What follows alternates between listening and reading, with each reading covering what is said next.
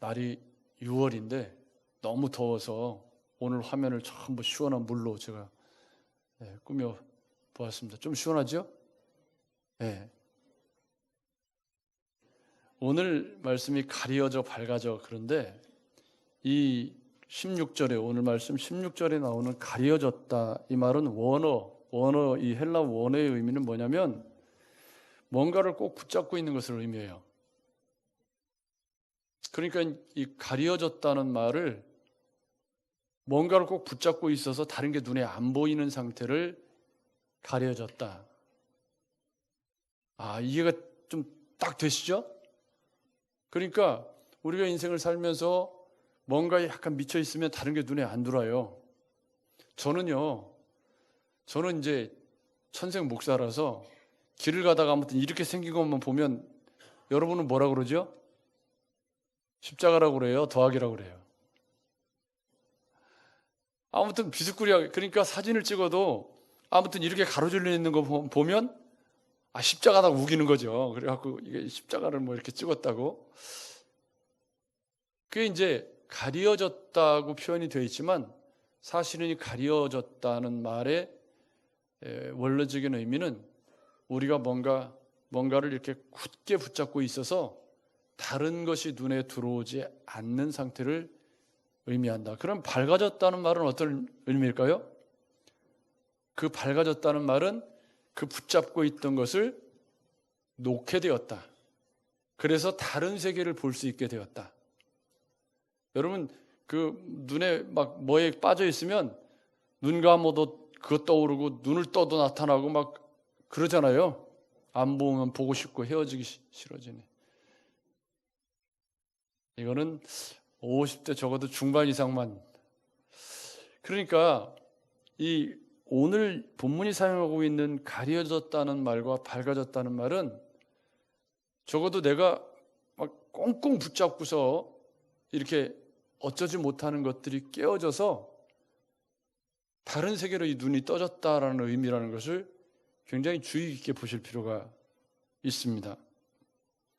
이 땅에 예수 그리스도를 구주와 주님으로 믿고 살아가는 수많은 사람들이 있습니다. 그렇지만 그들이 다 같은 예수를 믿는데 신앙이 다 같은 것은 아닙니다. 어제도 잠깐 이제 밖에를 나갔는데 어떤 분이 전도지를 이렇게 어제 굉장히 더웠잖아요. 많이 더웠죠, 어제. 근데 그 더운 날 어떤 여자분이 맞박에다 목사라고 쓰고 다닐 수도 없고 저한테 전도지를 주네요. 근데 이제 전도지를 주는데 이게 어디냐면 저쪽 우리 동네 완산수영장 쪽으로 가면 그 666을 외치는 교회가 있어요. 뭐 구체적으로 실명을 거론할 수는 없고. 근데 거기를 다니는 분이에요. 전도지가. 굉장히 잘못된 신학으로 시한부 종말론에 빠져 있고 또 베리칩을 주장하는 그런 교회거든요. 근데 제가 이제 지나가면서 보지만 나이가 그렇게 많지는 않아 보이고 한 40대 중반 이쪽 저쪽 보이는데 마음속에서 이렇게 기왕에 믿는 예수 좀 올바른 예수를 믿지 하면서 좀 울컥하는 게 있더라고요. 그러니까 저는 이제 그게 잘못됐다고 생각하니까 그냥 바로 보지도 않고 그냥 이렇게 보고 이제 그렇게 했는데 똑같은 예수를 믿는데 분명히 강조점이 달라요. 여러분 맞죠? 우리 교회는 저는 제 신학 자체가 극단으로 치우치지 않는 것이 제가 성경을 보고 주석을 볼 때 견해를 택하는 기준입니다. 보편적인 것이 뭔가 특별한 해석을 하고 특별한 해석을 하려고 하면 이단으로 빠질 가능성이 많아요. 기독교 역사가 벌써 2000년이 넘었는데 그동안 수많은 신학자들이 해석하고 연구해내온 것들 중에 가장 건전하고 균형 잡힌 것을 선택해서 소개하는 게 제가 해야 될 일이지. 여러분 맞죠? 무슨 특별하고 신선한 것들을 해석해서 여러분들에게 소개를 한다고 해서 실력이 더 좋아지는 건 아닙니다. 뭐 젊을 때는 그랬을 수 있지만. 그러니까 사실은 우리가 똑같은 예수를 믿는데 붙잡고 있는 게 달라요. 어떤 사람은 막 기도만 붙잡고 기도만 파고 있고, 어떤 사람은 은사만 붙잡고 살아가고 있고, 여러분 그렇잖아요. 굳이 우리 교회가 강조하고 있는 건 뭐죠? 말씀을 붙잡고 살아야 한다. 그 말씀을 붙잡고 살아간다는 것은 말씀을 잘 읽고 그 말씀 속에서 오늘 가려진 것들이 밝아지는 그런 신앙생활을 하는 것이 건강하다. 아멘. 아멘. 그래서 말씀을 이렇게 묵상하고 말씀을 들을 때 내가 붙잡고 있었던 것이 이게 아니구나 하고 놓을 수 있다면 그게 뭐죠? 은혜인 거죠. 아멘. 내가 잘못 살고 있구나 하고 깨달아져서 그것을 돌이킬 수 있으면 그게 은혜인 거죠.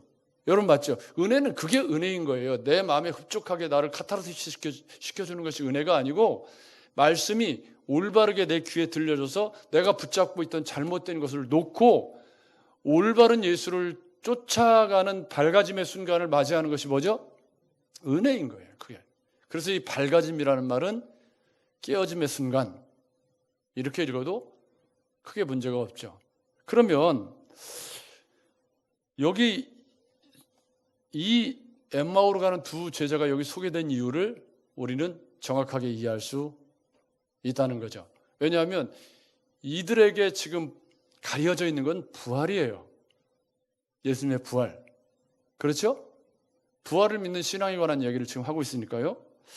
성경에 주님을 만나서 가려진 것들이 밝아진 인물의 가장 대표적인 사람을 꼽으라면 저는 주저없이 사도 바울을 꼽아요. 여러분 사도 바울이라는 인물을 여러분 잘 아시잖아요. 뭐 수도 없이 들어서. 근데 이분이 뭔가 가려져 있었을 때 뭘 붙잡고 살았냐면 유대교 율법에 지나치게 열심을 내서 내가 8일 만에 할례를 받고 뭐 율법으로는 베냐민 집하고 뭐 가말리엘의 문화에서 뭐 수학을 하고 뭐 공부를 엄청 많이 해서 박사학위도 많이 따고 그랬는데 그거 가지고 뭐 했냐면 가려져 있을 때 잘못된 복음을 붙잡고 있을 때는 예수 믿는 사람들을 박멸해서 없애는 것이 젊은 날의 사도 바울이 붙잡고 있었던 거죠. 만약에 그분이 다메섹에서 주님을 만나고, 참 성경이 재밌는 게 아나니아를 만나서 그의 눈에 비늘 같은 것이 떨어져는 이런 이 가시적인 그림 언어들을 보면 그 사도 바울의 인생에 가려진 것들이 눈에서 뭐가 떨어지는 것들을 통해서 밝아지는 체험, 가장 드라마틱한 극적인 변화를 보여주는 인물이 사도 바울이죠. 그래서 그가 붙잡고 있었던 유대교라고 하는 것을 거꾸로 뒤집어서 이제 예수를 전하는 사람으로 바뀌는데 14년이 걸렸어요. 그 14년 동안 사도 바울이 로마서에서 쓰고 있는 것처럼 그 14년 동안 사도 바울이 아무것도 안 한 게 아니에요. 뭐 했죠? 미친 듯이 성경을 연구하고 내가 그동안 믿어왔던 유대교와 지금 내가 만난 주님이 어떤 차이가 있는지를 논리적으로 재구성해서 충분히 설명할 수 있을 정도로 말씀에 열심히 매진해서 이분이 딱 안디옥 교회에서 목회를 시작하자마자 막 완전히 막 교회가 막 불같이 일어난 거죠. 그래서 1년 만에 이분이 선교사로 파송을 받은 거잖아요. 그러니까 가려진 것이 밝아지지 않으면 좋은 그리스도인으로 살아갈 수 없고, 가려진 채로 그대로 죽은 사람도 많은데 가룟 유다가 바로 그런 인물이었고, 가장 안타까운 사람은 대제사장과 서기관과 바리새인들이었죠. 그들은 자기들이 붙잡고 있는 걸 포기한 게 아니라 자기들이 붙잡고 있는 것 때문에 예수를 십자가에 못 박아 죽였죠. 자, 거기 드시고 저를 보십시오. 나는 예수를 믿는 사람이 맞는데 내가 붙잡고 있는 것은 너무 애착이 심해가지고 그 애착 때문에 예수를 믿기는 믿지만 절대 그것을 놓을 수 없다. 그 사람은 지금 가려진 채로 주님을 따르고 있는 거죠. 그 말은 뒤집어 말하면 가려진 채로 주님을 따르고 있는 사람은 주님을 만나지 못한 거라는 말이에요. 그래서 이 사람들은 대제사장들과 서기관들과 바리새인들 이 사람들을 보면 그렇게 주님의 설교를 다 들었고요. 주님이 베푸시는 표적도 보았고 뭐 안식일에 뭐 병 고치는 것도 보고 중풍병자가 낫는 것도 봤는데 그걸 보고 우리 같으면 밝아진 눈으로 보면 그걸 보고 뭐 해야 되죠? 은혜를 받고 정말 야 우리 주님이 이 땅에 상한 이 땅을 치료하시는구나 하는 은혜가 되어야 되는데 그 사람들은 어떻게 봤죠? 가려져 있는 사람들은 왜 하필 수많은 날들 중에 안식일 날 저짓거리를 하고 있냐?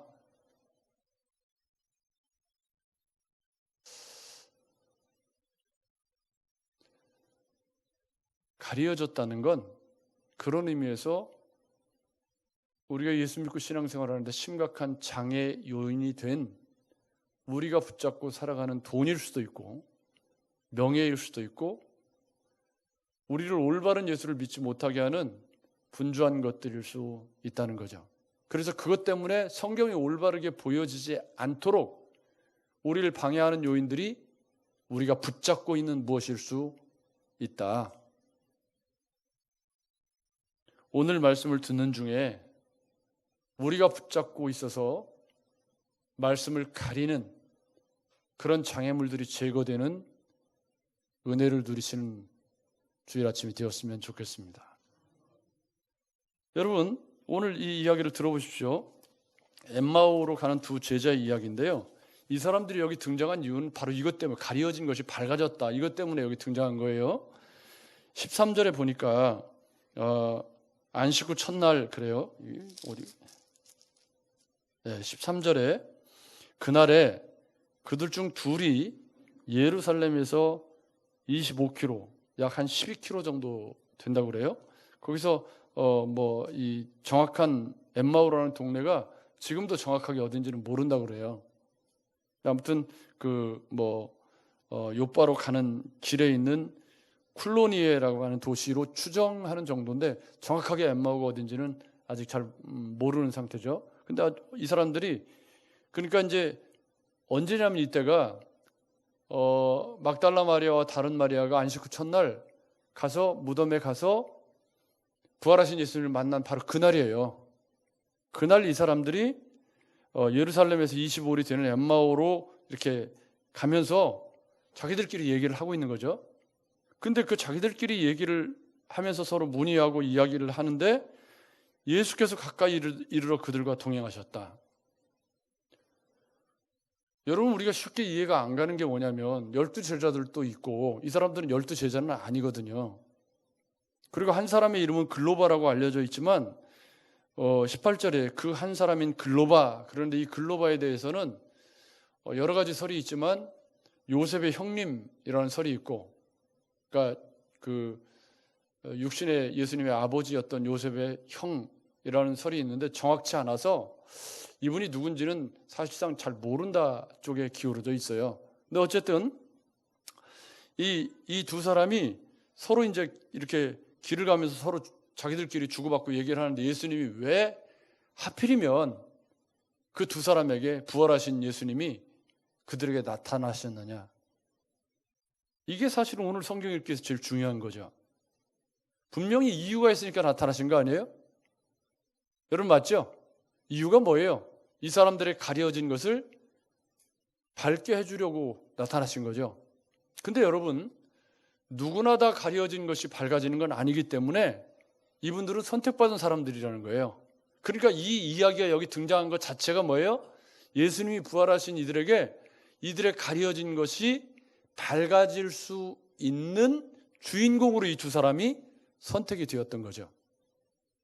여러분 이해가 되죠? 그래서 저는 다른 복음서에는 없어요. 마가복음에 두 줄 딱 나와요. 그리고 다른 복음서에는 이 사람들 얘기가 안 나오고 누가복음에만 나오는데 이 이야기를 여기다 넣어놓은 이유는 부활하신 예수님이 부활의 증인으로 부활절날 새벽에 막달라 마리아와 그 여자들 그리고 제자들을 만나기 전에 엠마오로 가는 이 두 제자가 부활의 증인으로 채택이 되었는데 문제는 이 사람들이 가려져 있다는 거죠.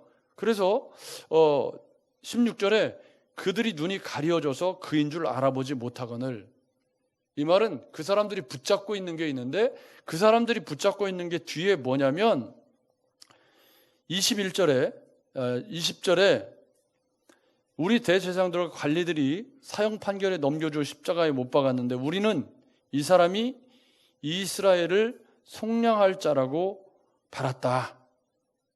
그리고 뭐 우리 중 뭐 어떤 여자들이 보았다고는 하는데 그건 뭐 증거된 얘기는 아니고 여기 보면 그의 시체는 보지 못하고 와서 그가 살아나셨다 하는 천사들의 나타남을 보았다.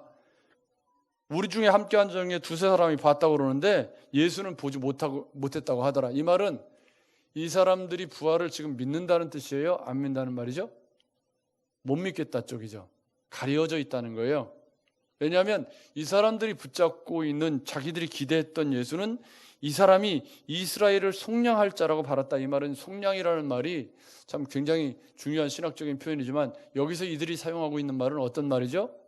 우리를 로마의 압제에서 구원해줄, 다른 사람들이 그 시대에 제자들도 그랬던 것처럼 다른 사람들하고 똑같이 이 사람들도 가려져 다른 메시아의 길을 붙잡고 있었던 거죠. 예수가 이런 예수였으면 좋겠다 하고 그런 예수를 붙잡고 있었는데 아니었기 때문에 아닌 걸로 판명해 놨기 때문에 안타깝고, 그리고 뭐 사람들이 부활했다고 얘기를 하기는 하는데 우리는 잘 못 믿겠다, 이런 내용인 거죠. 내용을 보면 이게 가리어졌다라는 말의 의미입니다.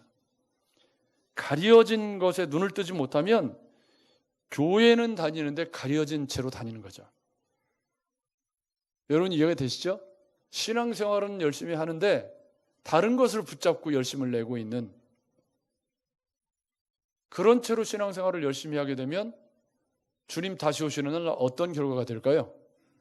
뭔가 초점이 안 맞아서 어려운 상황에 직면하게 될 것은 불을 보듯 뻔하죠. 가려진 것이 밝아지는 건 반드시 해결해야 할 중요한 문제입니다. 근데 여러분 재밌는 게 뭐냐면 우리가 옛날부터 불러왔던 엠마오로 가는 두 제자라는 찬양이 있어요. 한번 불러보실래요? 엠마오 마을로 가는 두 제자. 그 다음이 중요해요. 절망과 공포에 잠겨 있을 때. 여러분 여기 성경에 이 사람들이 절망과 공포에 잠겨 있다는 말이 있나요 없나요? 없네. 이 찬양 부를 때는 우리가 인식을 못했죠. 그러니까 이 찬양 자체에 어떤 해석이 들어가 있죠?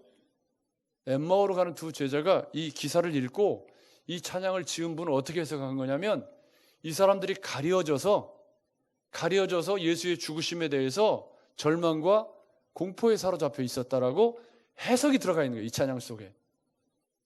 저는 이 찬양을 부를 때마다 제가 군악대 육군본부 군악대 있을 때 해군본부 군악대 하고 저희가 이제 3군 군악대가 같이 이렇게 연주회를 할 때가 많이 있었어요. 왜냐하면 그 국군의 날 행사를 하거나 뭐 하면 이제 합창제도 하고 뭐 이렇게 하거든요. 근데 저도 이제 육군 합창단에 소속이 되어 있었고, 근데 이제 거기에 이 성악 전공한 해군의 두 베이스 바리톤 두 사람이 이것을 듀엣으로 부르는데 그냥 막 지금도 귀에 쟁쟁해요. 그게 얼마나 굵고 저음으로 이 찬양을 부르는데요. 가사는 안 들어오고 둘이 듀엣으로 엠마오 엠마 하는데 그냥 막 가슴이 막 웅장해지는 게 막 이랬던 경험이 지금도 생생한데 내용은 뭐예요? 이 사람들이 아니 찬양 그때 들은 찬양은 막 가슴이 막 웅장하고 막 그런데 내용은 뭐예요? 이 사람들이 절망과 공포에 빠져 있디야.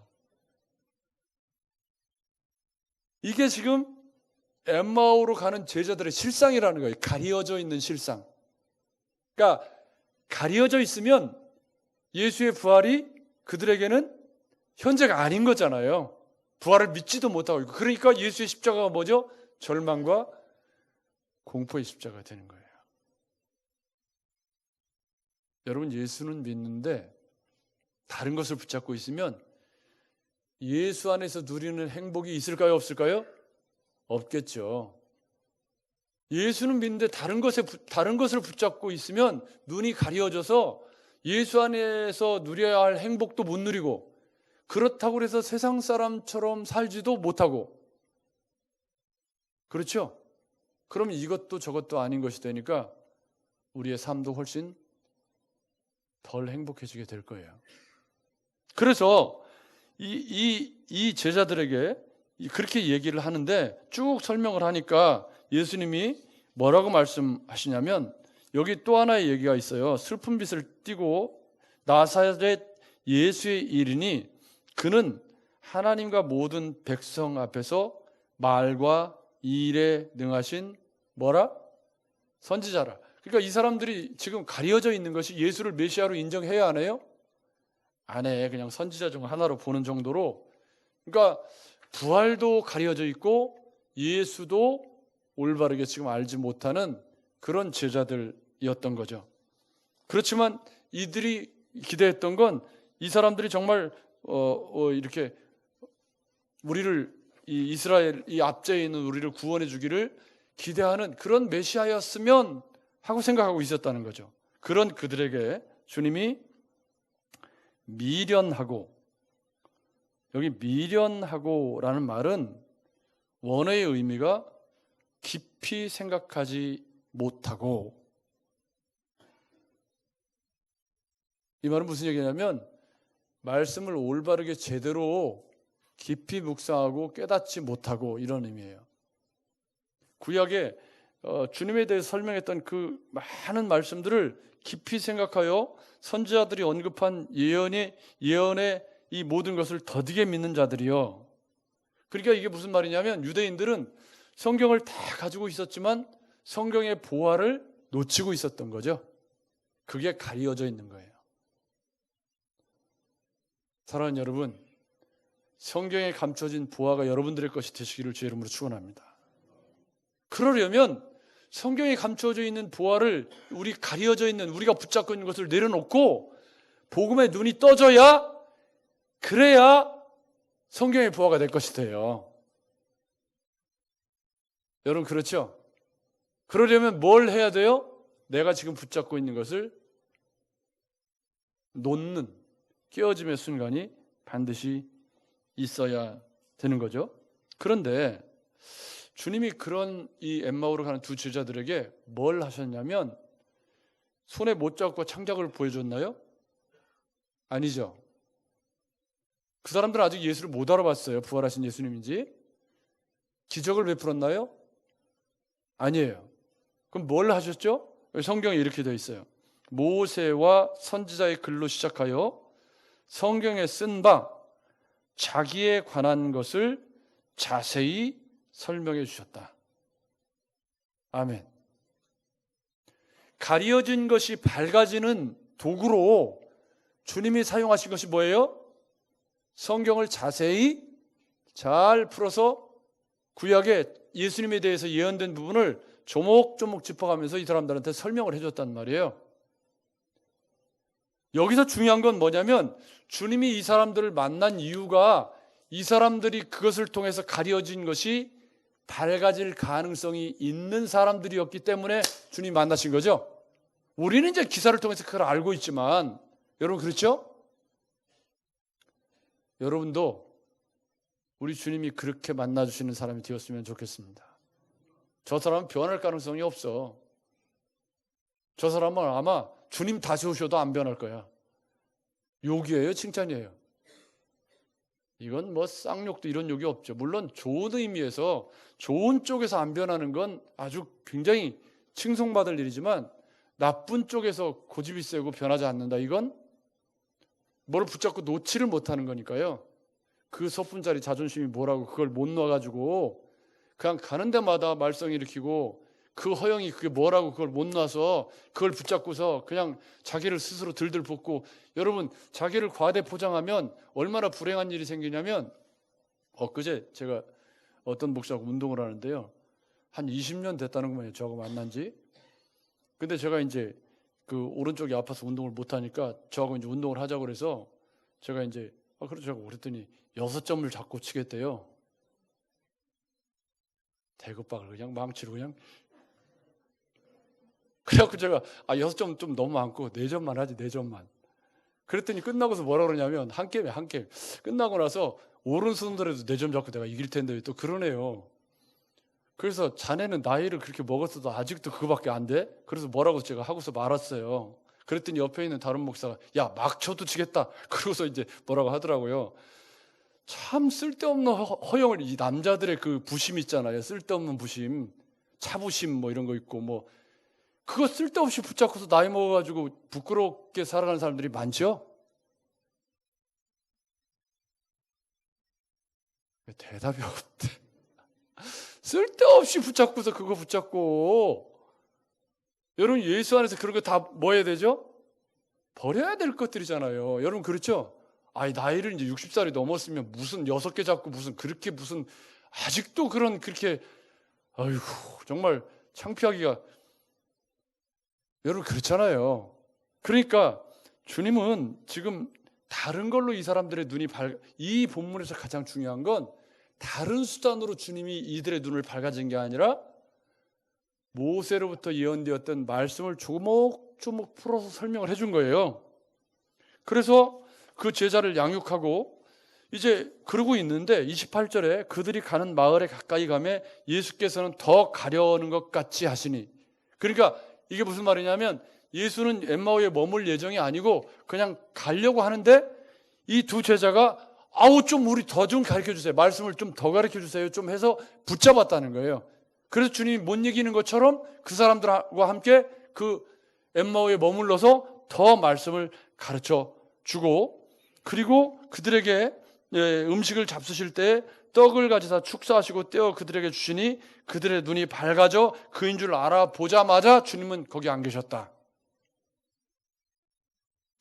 그 뒤에 32절이 중요합니다. 여러분 밝아져 디에노이 크데산, 이거 발음도 어렵네. 이 밝아져라는 말이 뒤에 풀어주다라는 말과 같은 단어예요. 이건 아주 고도의 워드플레이인데 가리어져 밝아져 그랬잖아요.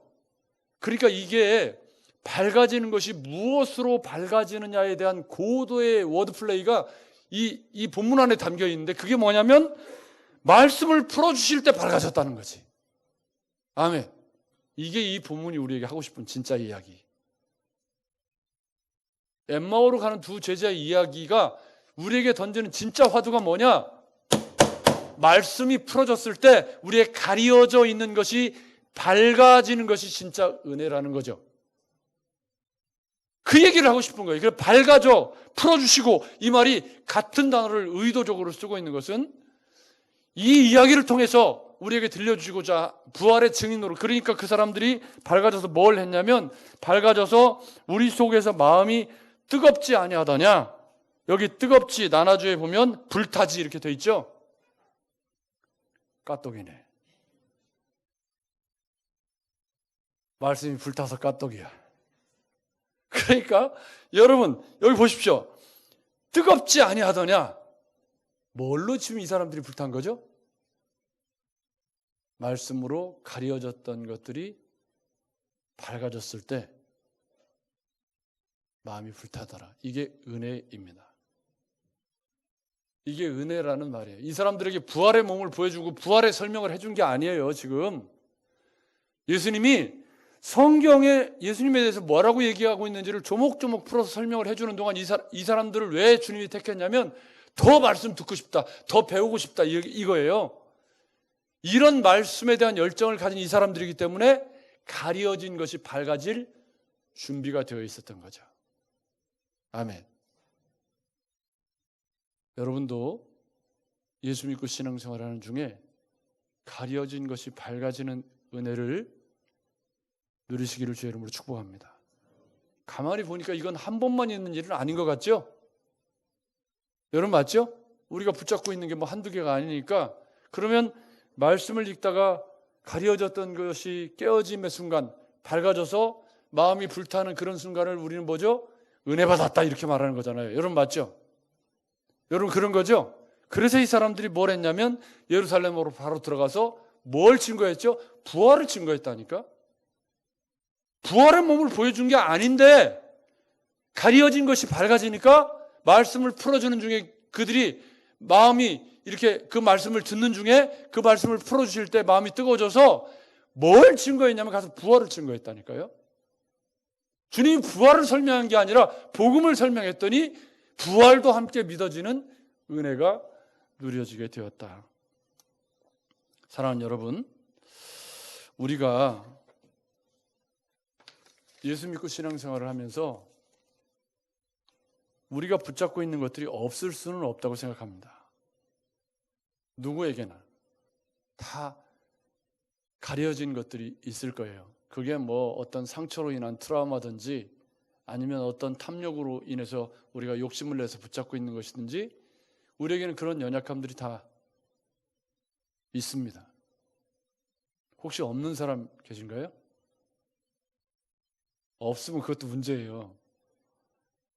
그런데 그것이 말씀을 듣는 중에 이게 아니구나 라고 깨달아지는 순간이 뭐죠?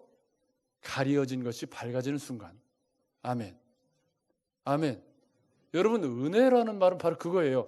말씀을 듣는 중에 내가 인생을 이렇게 살고 있는데 이게 전부인 줄 알고 살아왔단 말이에요. 이거 놓으면 나 큰일 나는 줄 알고 그거 붙잡고 살아왔어요. 이때까지 60평생 70평생을 이거 아니면 안 되는 줄 알고 붙잡고 살아왔는데 복음을 듣다 보니까 그게 아니라는 것이 깨달아졌어요. 그게 뭐죠? 가리어진 것이 밝아지는 순간.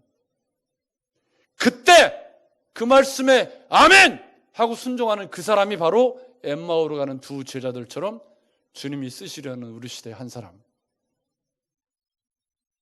바로 그 사람이라고 저는 생각합니다. 그래서 우리는 믿음의 여정에서 잘못된 것을 붙잡고 절대 놓지 않는 그 사람에게는 이 생명의 말씀이 아무것도 아닌 거예요. 가려진 것이 밝아질 기회를 스스로 차버리는 거죠. 그 사람은 대제사장들과 서기관들처럼 우리 시대에 다시 예수를 십자가에 못 박는 사람들이죠. 여러분 그렇겠죠? 오늘 이 말씀 앞에서 우리 안에 가려진 것들이 발견되어지고 나는 몰랐는데 내가 이런 거에 집착이 있었다. 내가 이런 거에 연약함이 있었다. 이것을 말씀을 묵상하고 말씀을 듣고 설교를 듣고 예배하는 중에 그것들이 깨달아지고 매일 말씀을 묵상하면서 내 안에 가려진 것들이 밝아지는 경험을 더 많이 하면 할수록 우리 신앙생활에는 더 생기가 있고 은혜가 있고 능력이 있는 신앙생활이 될 줄로 믿습니다. 또 한 주간 살아가실 때 매일 말씀 앞에 서고 그 말씀 앞에서 내가 붙잡고 있는 것이 이게 이렇게 하면 안 되는 거구나 라고 주님이 깨닫게 하시는 그 순간이 찾아온다면 그것이 나를 양육하시는 주님의 은혜인 것을 깨닫고 여기 엠마오로 가는 두 제자들처럼 세상 앞에 복음의 증인으로서 부활의 증인으로서 능력 있는 삶을 살아내시는 여러분이 되시기를 주의 이름으로 축복합니다.